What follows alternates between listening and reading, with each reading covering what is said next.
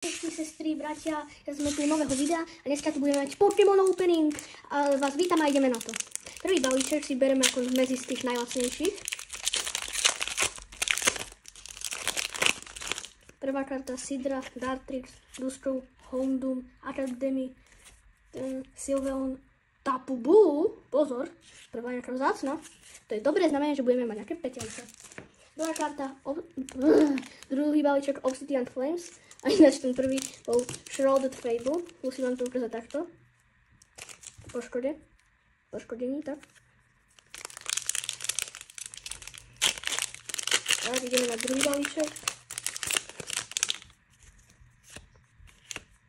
Froakie, Durama. A to je Patrolcup, Baltoy, Entei. A toto bolo úplne že hrozné. No a čo sa dá robiť? Teraz ideme na Surging Sparks. Pohode.